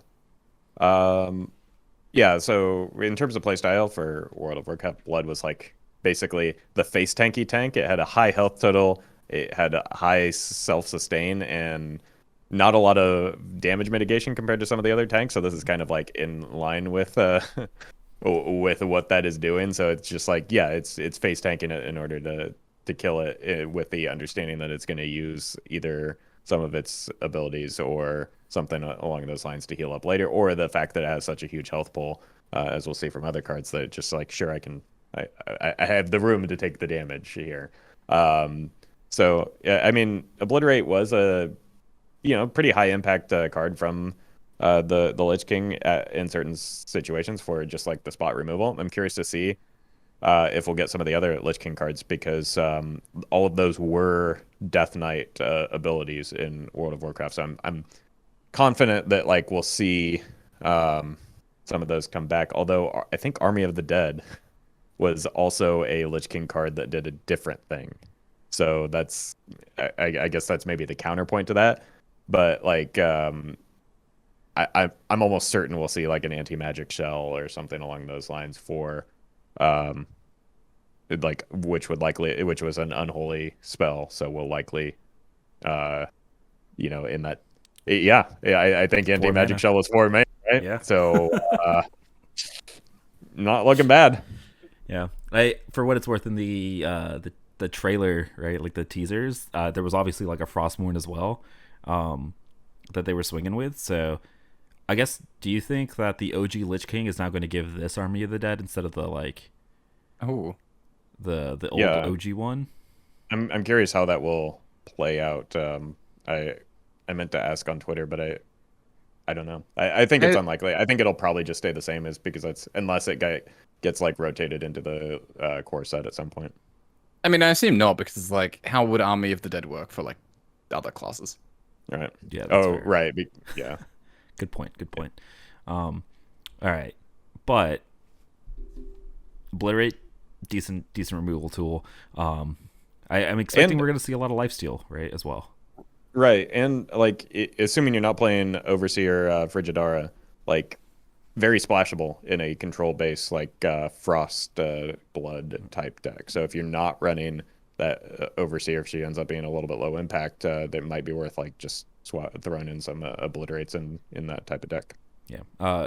He's saying that because it's not a frost spell, rather than the fact that you can't like splash it, because Frigidara only requires 2. Yeah, just to make sure that's clear. All right, next up we have No Muncher. Speaking of the lifesteal, 6 mana 5/6 undead minion, 1 blood rain requirement, taunt lifesteal. At the end of your turn, attack the lowest health enemy. That includes enemy heroes as well, so can also deal 5 to the face. But basically, 6 mana 5/6 taunt lifesteal. You're gonna get the immediate impact right at the end of your turn, so somebody can't just remove it and you don't get any healing.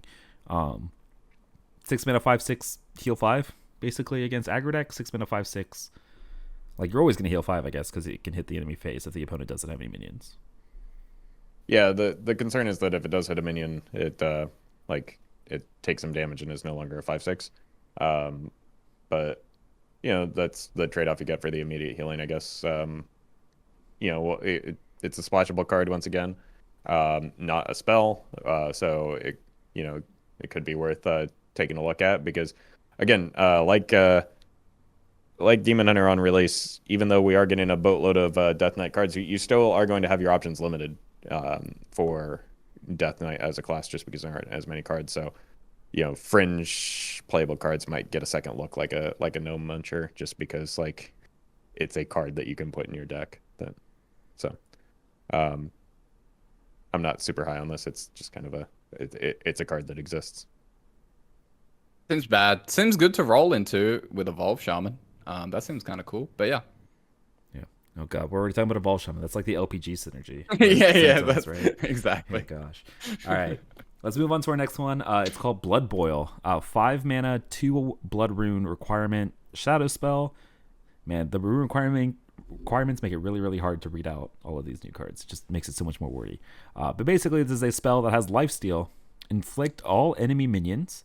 At the end of your turns, they take 2 damage. And so each instance of 2 damage is healing you. So works nicely against wide boards, works nicely against tall boards-ish as well, because it helps you kill them. Obviously, you want it against a wide board to heal a ton as well. Great card against even Shaman if you're living until turn 5, right? Very expensive. It is very expensive, but oh my god, thematically, I can't tell you how much I love this card. Like, it's just that repetitive healing, or like drain or health drain is just so perfect for Blood Boil as a card. So I'm probably rating it higher than I need or should, just because of the pure copium, and I want it to be good. I desperately want this card to be good, but it's probably not. All right. Corpse Explosion. 5 mana, 2 blood rune requirement, shadow spell. Detonate a corpse to deal 1 damage to all minions.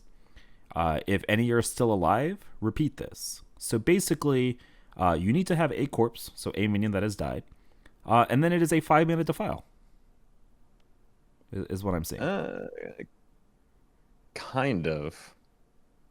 Right? It's like a anti-defile, right? Like, does it only repeat with as many corpses as you have as well? That was my understanding when I read it, because you have to detonate a corpse in order to get the effect. Oh, I read this wrong. This is the 3 mana warrior spell, the Bladestorm, right? Is that more akin to what it is than defile? Where it like deals a damage, and then if it's still alive, it goes again until you kill a minion.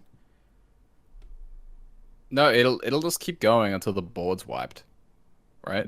But you need enough corpses. Yeah, assuming that you have enough corpses. Right, you need enough.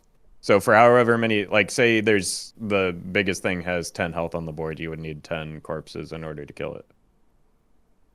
Right? Dude, I can't read. All right. That makes sense. That makes sense. Okay. I do feel like I've confused everybody that was listening at the beginning of this. So that does make sense though, right? You detonate one of the corpses that you have stored up, you deal 1. If there's still a minion on the board, you detonate another corpse, deal 1 again.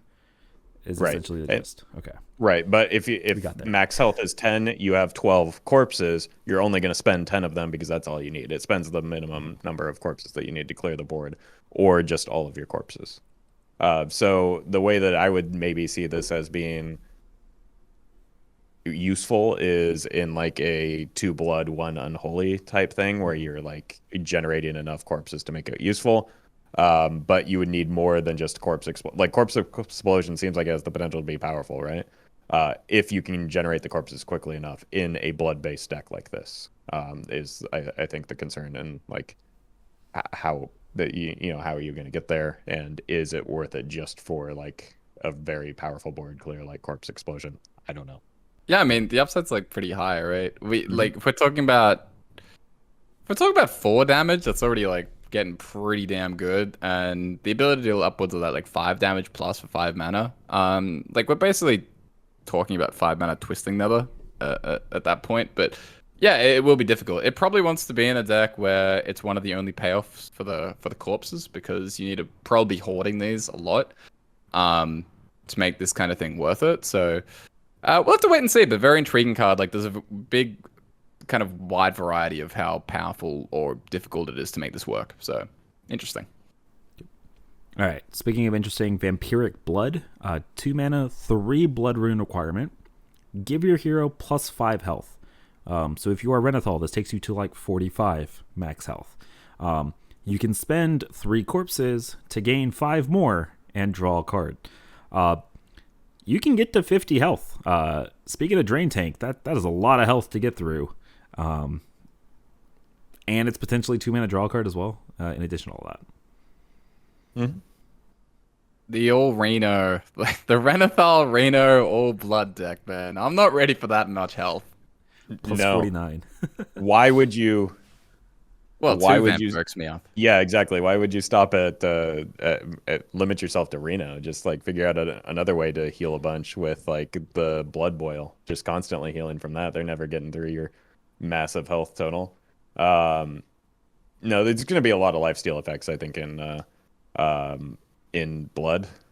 I mean, makes sense given the name of the rune. But this card is pretty cool. I think the fact that you have to invest 3 into Blood is going to be a pretty big deterrent, as well as, once again, you're going to need to spend corpses somehow. So generating corpses while still maintaining enough for, corpse explosion, which we talked about being a pretty powerful payoff, probably more powerful than an extra 5 health, to be honest. I think a lot of what you're getting out of this is like Meow said, you get to cycle the card. So that's pretty good. It makes it a little bit more appealing late in the game as well, when you actually might have those 3 corpses to like just get plus 10 health, and then also get a card, so you're maybe not like necessarily forced to play this on curve. But I don't know, it's cool. I want to get to 60 health. Like that's my dream. It we'll see how good that ends up being, and I think just like Corpse Explosion, this is going to depend a little bit on the ease at which you're able to get the corpses going. Let's hop over back now finally to the frost spells, or the frost runes at least. All of their spells are going to be frost. Spoiler alert. Let's start with Defrost. This is a 2-mana frost spell, 1 frost rune requirement. They were called frost runes, right? Yes. And so 2 mana, draw a card. Spend 2 corpses, draw another. 2 mana, draw 2. Always good, always flexible, because it's only 1 rune requirement.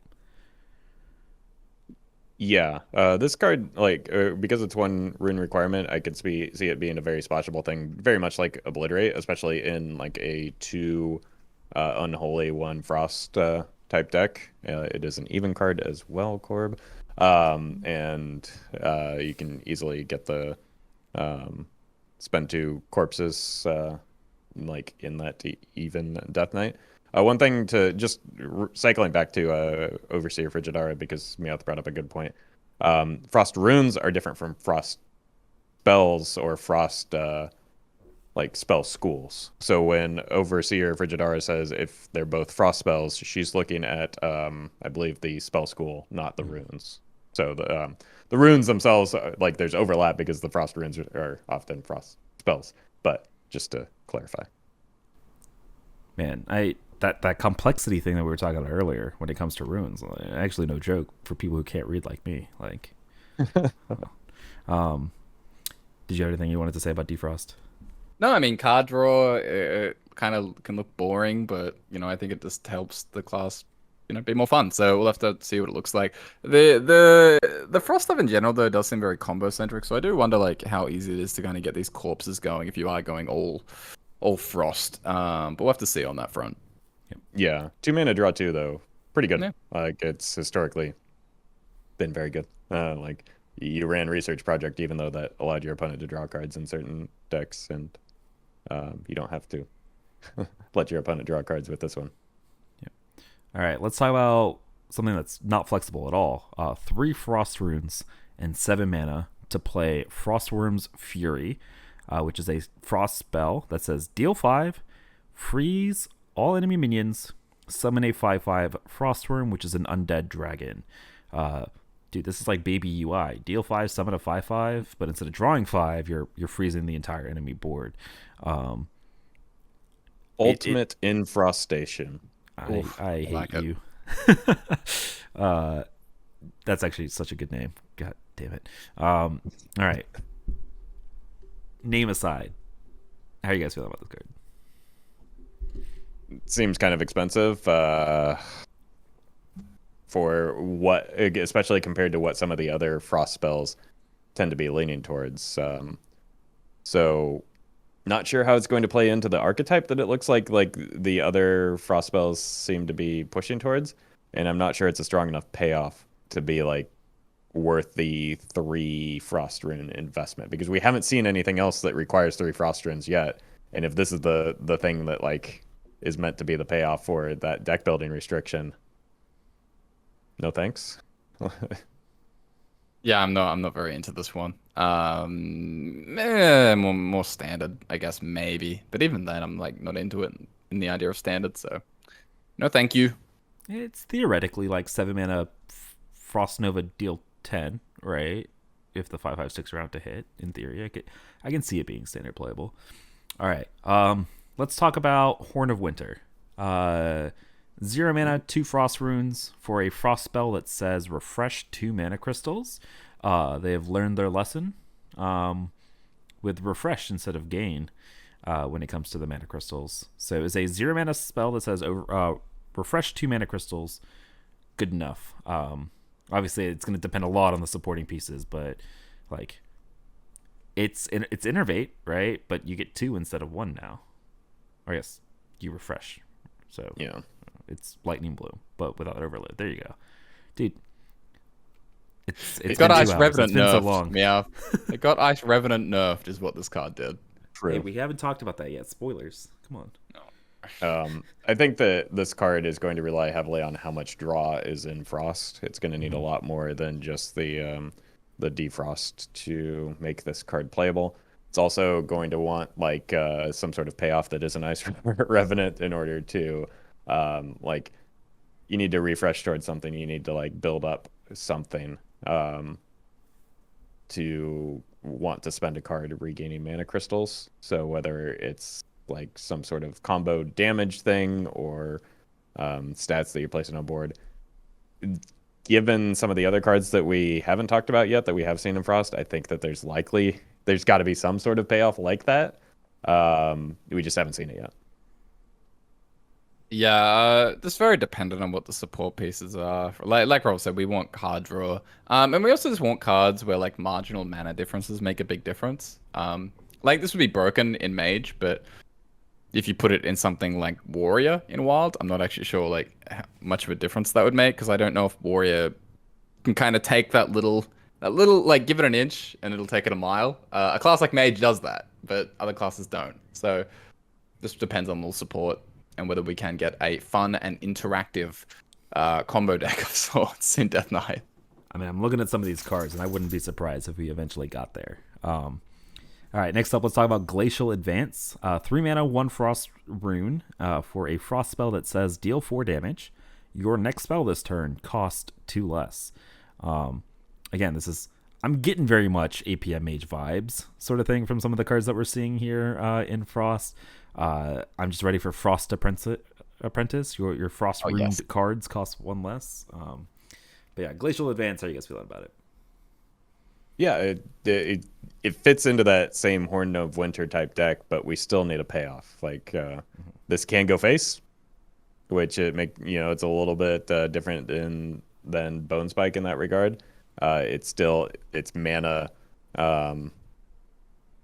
still net negative in terms of the mana that you're spending, but like it's a little bit more flexible in that it doesn't have to kill a minion. It always activates, so it seems like a pretty good card if once again there is some sort of like payoff, whether it looks like this is built into some sort of like storm type mechanic or like a Mazaki type situation where you're like you need to play a bunch of cards in a turn in order to build up some sort of damage counter. I doubt it'll be a Mazaki type thing because I don't think it's going to be direct damage, but I think it's going to be something of that sort, and maybe down the line when some of these cards rotate it into Wild, we might get that damage-based build-up.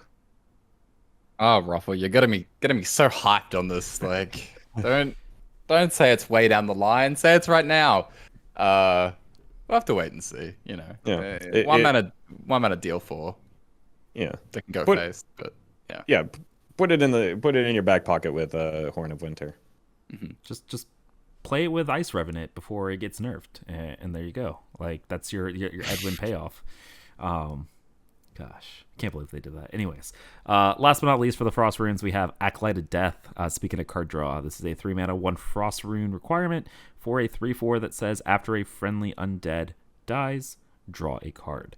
Kind of feels a little bit out of place in Frost rather than Undead, to be completely honest with you, but it would probably be Omega busted in Undead, given how easily it is to trigger. I think this is like in the same camp as the Defrost card, where you might look at it in a 2 Unholy 1 Frost type deck. But at the same time, I don't know how much I like this card, even if it were in Unholy, just because like we've kind of seen this card before in like a Cult Master. It's got a better stat line. It's got like maybe more support just with the hero power, but it's an odd cost card. And so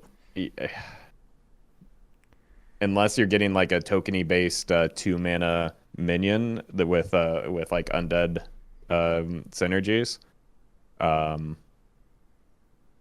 like I don't like it feels too limiting. So unless we get a lot of like high quality undead cards, I don't know that this card is going to see all that much play. Yeah, I'm also a non-believer. All right, we can't pigeonhole ourselves, by the way. We can't do our Demon Hunter thing where it's It's not odd costed, so it's not going to see play. I'm not going to let us do that this time for Death Knight when it comes to unholy cards. Did that not work last time? What are you talking about? Yeah, it's too late. We've already done it. We've learned nothing. I'm sorry. Or we've learned everything. All right. Death Knight also has a couple of cards that require no rune requirements. So you can splash them in any deck that you want to. The two that we have seen so far are Skeletal Sidekick. This is a 1 mana 1/2 undead minion that says Battlecry, give a friendly undead +2 attack. So it's like the opposite of Beaming Sidekick, but it gets the undead tag kind of latched onto it. And then we have Icy Touch, 1 mana frost spell that says deal 2 damage to an enemy and freeze it. Yeah, so Sidekick, Icy Touch, just kind of generically okay cards, right? To help flush out your Death Knight decks. Yeah, I feel like Icy Touch seems pretty good to me. It's the Skeletal Sidekick is going to depend on the quality of undead cards and available to Death Knight, and whether or not that can be like a minion type based archetype. But right now we haven't seen anything that other than the Acolyte of Death that really justifies running a whole lot of undead. Again, no real payoff for it is the hesitation. Yep, Icy Touch can go face. That makes me excited. I mean, it's kind of like two parts of the Ray of Frost. I think Ray of Frost is a fair comp, but I mean, Ray of Frost hasn't seen a ton of play just as a standalone card outside Quest Mage for some time. So I don't know. It's okay. Mm-hmm. Yep. All right, we did it. We got through all the cards. Man, card reveal season is gonna be a doozy. Now that we get this expansion is gonna have about 200 cards that we're gonna review, which is gonna be a lot. So strap in, guys. Hope you guys are enjoying the card review episodes because they're gonna be long this time. Lots of stuff to talk about, which is exciting, but also, it's gonna be really hard to evaluate everything when it comes to this. Yeah. Especially when we're talking about an entire new class, that alone makes it hard to evaluate. We're gonna be Roffle, we've already solved it. What are you talking about? We've already figured out. True. Yeah. Sorry, I forgot. Yeah. All right. So in addition to all of this, right, we had this huge announcement on Tuesday. Everything that we just talked about, we were processing for about 4 days when we went to record this, and it still was a lot. In addition to all of that, we got some leaks about some other stuff that's coming in the brand new expansion, including 2 nerfs that'll be going live when March of the Lich King goes live. One of those we've already kind of touched on, right? That's Icy Revenant or Ice Revenant. And so I'm just going to read the dev notes about this. So Ice Revenant currently is a 4 mana 4/5 that whenever you cast a frost spell, it gains +2/+2.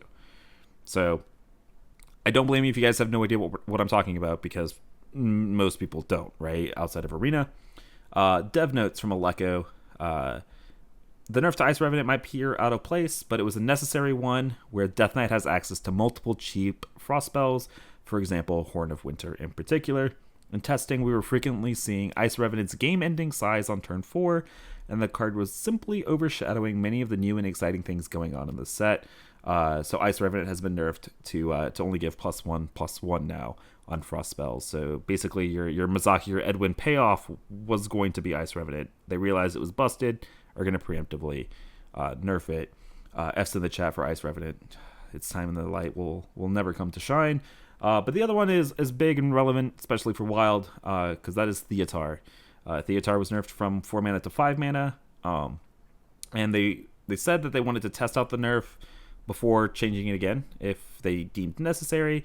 Theatar is still seeing play in 40% of standard decks, by the way, at 5 mana, which is kind of insane. And the devs didn't like that, and so what they're doing is they're hitting it with another nerf, so that people can have fun and play with their new interesting cards in standard. They really, really want to lower the card's play rate to make it fun for players. So we can touch on Ice Revenant if you guys would like, but I guess the big one is Theatar, big nerf coming in 4 weeks. I'm kind of torn on this one. I feel like they already got hit pretty hard, and probably a lot harder than people even still think, going from 4 to 5. It doesn't look like a good card in a lot of decks anymore. Coming in a turn later, I think it's massively overplayed in standard. And this is probably finally going to change this, because this is like the change that people wanted. I think if they made this change initially, the play rate would have probably tanked very quickly after. I think it probably still will drop, but maybe not as much as if it had just been nerfed to this in the first place. So it's kind of weird. Like waiting almost had potentially could have like a negative or the opposite effect of what they're trying to accomplish by nerfing it a second time. I think it's probably just a fine card at 5 mana. I've never been a strong Theotar hater to begin with, so maybe that's my bias. My concern is Pillager Rogue coming back into popularity as a result of this, and I think I would rather have Theotar than Pillager Rogue. Just like blanket statement. I'm a little bit like I think it is like Meow said, just to bring the popularity down further in standard. I think it's also just kind of like to appease a portion of the player base that doesn't like losing to these strategies. But I think in terms of like the health of the card, I think it was fine at 5 mana. And I'm probably gonna get flamed for this in the comments, but sure, have at it. Like I don't know. I stand by the fact that Theotar is overplayed in standard, and potentially less so, but maybe a little bit in wild as well, because I think that his I don't know, his success rate seems to be quite a bit lower, coming out a little bit slower now. Yeah, Theater is like much more situational now in terms of like which decks makes it like it works in, but both in standard and wild, and it's completely overplayed in both standard and wild. Where talking more like in wild specifically, I think like it's probably pretty decent still in like Reno Priest and Reno Druid. But outside of those two specific decks, like it's probably already just on the fringe of being cut in just about every single archetype. And the only reason you'd probably have a strong argument for not cutting it is just because you want like a more like even matchup spread. Like you just want to kind of make things not quite as polarized, give yourself a few more outs. Even if like on average the card isn't that great. So I think it still has room to be played in something like Reno Priest and Reno Druid, even at 6. But outside of specifically that, it should probably just be cut from pretty much everything. So yeah, we've talked a lot about like theater, just in general. We've had a very lengthy conversation. I think, especially the episode with Engine, we went on quite a bit. So again, theater, very complicated card. I understand why people have very different reactions to it, but I think it would have been fine in wild at 5. I think it was already just like perfectly reasonable, but at 6, probably won't see it nearly as often because, you know, people will be cutting it. And I don't know if that's gonna like cause some huge ripple effect in terms of Pillager Rogue and stuff. I don't think things will change dramatically in that respect, but it definitely is like it's just removing one safeguard that we did have from the fun interactive solitaire decks in the format. So in that sense, it is like a future problem as well, because Theater being in the neutral pool was something that was like insurance long term, especially when it was at 4, you know. But and at 6, it's like, ooh. So it's not a great Hearthstone card. I think what you're telling me, Corb, is that with Theatar, you know, basically getting removed from the wild metagame with this nerf potentially, our one true savior for those types of decks is actually Secret Mage. Yeah, like I know, unironically, I think that like that is what is keeping those at bay right now. And so, you know, I know people hate the archetype, but you know, if you hate Pillager Rogue and Quest Mage, make sure to thank your local Secret Mage. Yeah, just make sure to add them after your game with them, and hit them with the nice comments instead of the really toxic ones that I normally see Secret Mage players get sent. Yeah, Roffle endorsed, by the way. Yeah, kindness is Roffle endorsed. Yeah. Well, I legitimately thank them. They're doing a good service, whether you see it or not. Come on. No, we talked about this, so I don't want to rehash it too much on the big episode with Jin a couple weeks ago. But like I don't know how much Theotar himself was the thing that was keeping like Pillager Rogue and Quest Mage kind of in check, right? And like you mentioned, it's like the presence of stuff like Secret Mage that's having a much bigger impact, I think. That being said, even at 4 mana, I was like very on the fence about how to feel about this card, and at 6 mana, I'm like, okay, it's bad, so don't run it. But also now I kind of miss it, right? When I'm gonna enjoy it at 5 mana, maybe, probably not, until it goes to 6. I think 5. Oh, I think 5 was like a good cost for Wild, even if it was a bit too much in Standard. So yep, that's exactly where I'm at too. But because of the popularity or lack thereof of the card, I doubt it'll be a consideration for a revert when it does come back. So I think we're just gonna have to live with Theotar at 6 for now. Yeah, I have seen some like worries in Standard about how like right now Theo is still kind of like the main way to combat something like Denathrius in Standard. And now you're nerfing Theo while introducing all these like undead stuff with Reborn that are potentially going to make Denathrius even better, and you're nerfing Theo from 5 to 6. And so, but that being said, that's Standard, and we don't care about Standard players. Right. Totally not. I also think Denathrius specifically is one of the least healthy targets for a Theo, just because like it feels like that's one of the most feels bad parts, where you're like on turn 9, you spend all this investment in generating and ramping up your Denathrius as a potential win condition. You're just about to slam him, and not only does your opponent like prevent you from being able to play him, but then plays it against you on the following turn. And so I think that interaction specifically, if it does feel really bad, but most other ones, it's just like, I guess I lose. Like I don't know. It feels, most of the time it just feels like any other tech card. I think Denathrius is one of the few, just because of like, again, the investment that you put into the card, and then your opponent gets to like cash in on it. Yeah, there's kind of some interesting stuff there, where a card like Jace, right, like a similar type finisher, but if the opponent steals Jace, they probably can't do anything with it whatsoever. And so, yeah, the fact that it is juiced and the opponent does get to, weaponize the Denathrius themselves particularly feels bad.